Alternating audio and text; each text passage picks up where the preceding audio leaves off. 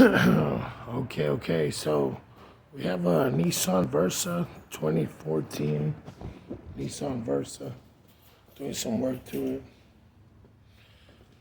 But I saw these struts. They only have one bolt. I was trying to find some videos online, but I couldn't find any. So here's the thing. Usually you can't take this bolt off because the spring will just fall out. It's compressed on there.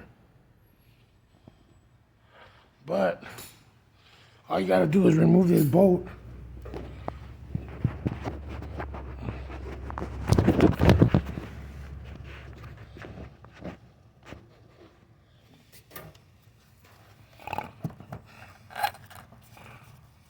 I took it off with the impact already.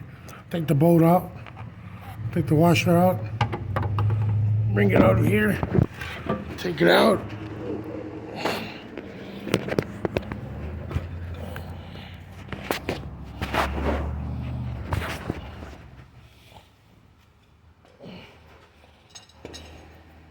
Take this part out right here.